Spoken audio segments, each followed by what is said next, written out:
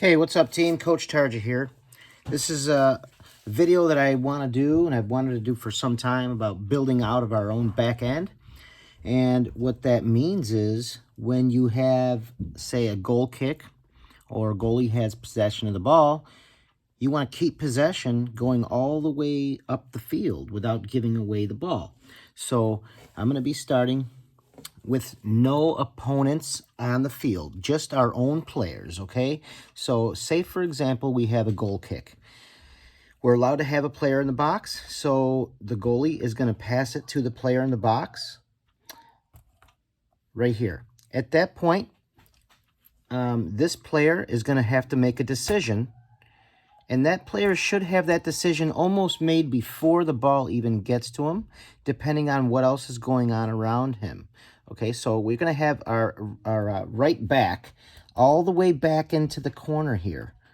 Okay, and this player has to decide whether to pass to that right back or to give it to, say, a center mid who would be checking towards the front of the box like this. So you're either going to be able to pass it out to the sideline here to our right back, or pass it over here to our center mid who's checking too. Okay? Once this player gets the ball, we'll make as if this player got the pass. Once he gets the ball, we have to be extremely quick on our passing. So the decision, again, needs to be made before this player receives the ball. When the number 4 receives the ball, the number 5 right midfielder is going to have to be right here on the touchline, right here checking too. And so that this player can either pass straight to the number 5, or, depending on if there's pressure here, going to pass it to the checking center midfielder, the number 10. Once the number 10 gets the ball, he can then give it to the number 5 or give it back to the number 4, depending on what's happening here. Say, for example, this number 4 passes it down the sideline to the number 5. That number 5 is immediately going to receive some pressure from the opposing team. At that point in time, the center midfielder is going to have to show a passing option here, and also the forward number 7 is going to have to check to and provide an outlet pass for here. So if you notice anything that's happening here, we are creating a series of triangles here. Okay, so let's rewind and go back to the beginning. What we have here is a triangle formed between the 3, 4, and 10. Okay, if the 4 gets it, we have a triangle formed between the 4, 5, and 10. If the 5 gets it, we have a triangle formed between the 5, 10, and the 7.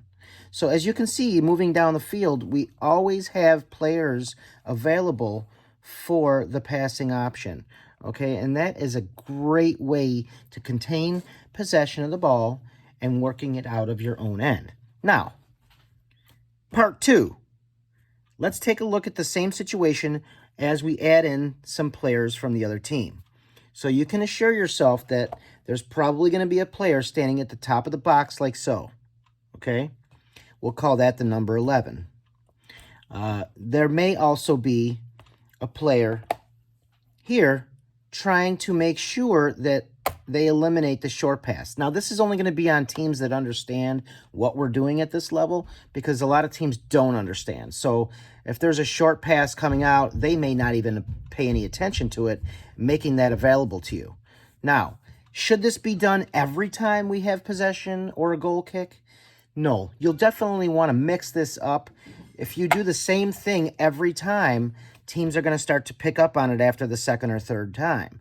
So if you play the short pass out to the build-up, then maybe next time you just want to have either a center back or the goalie kick it out towards the channels on the outside.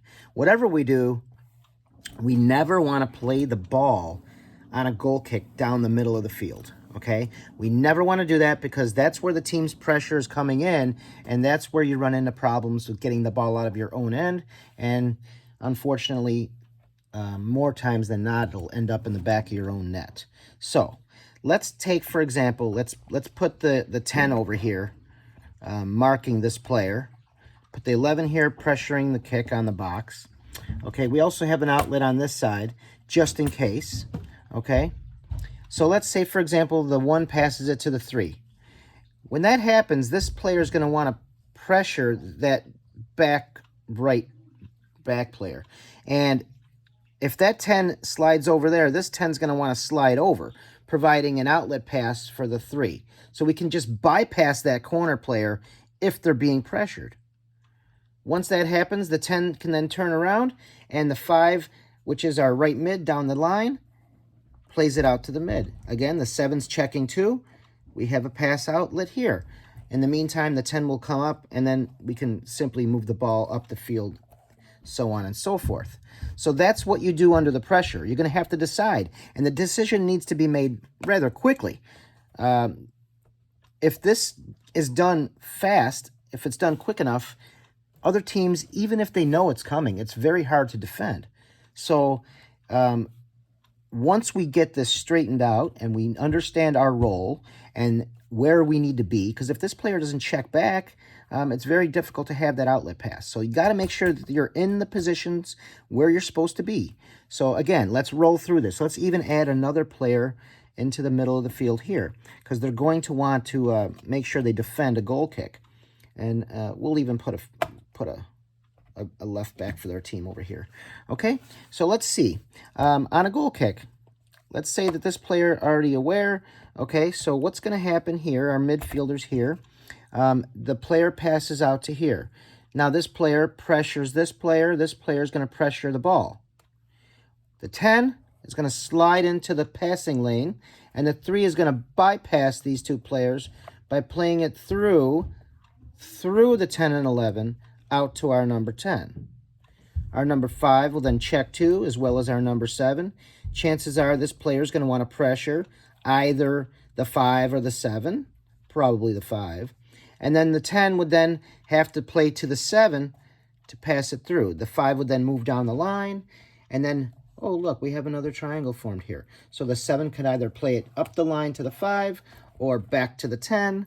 We may even have another midfielder that moves up the play over here, where the 7 can then play it to the 2 or whatever is available up on the midfield line. Okay? So, building out. It's very important to understand our position, how to make fast decisions on which player to play the ball to. And, again, if the goal kick is placed on the 6-yard line there, okay, and everything is flooded on this side, the goalie has the ability and the right to move the ball over on the line, okay, and then guess what happens? We simply mirror that all the way to the other side of the field, okay? Quickly, check back, plays it out to the 2, plays it out to the 7, the 10 checks 2, we have a left mid up the line, and again, we can just mirror image what we did on the right side. We mirror image that and do it on the left side. Okay, so again, just to reiterate, never want to play it down the center on a goal kick, but building out of the back end. If we can master this, we're going to master having possession. And if everybody knows their role, midfielders checking 2, providing an outlet pass. Midfielders, and the outside midfielders are checking down the lines, okay, and providing that outlet pass as well.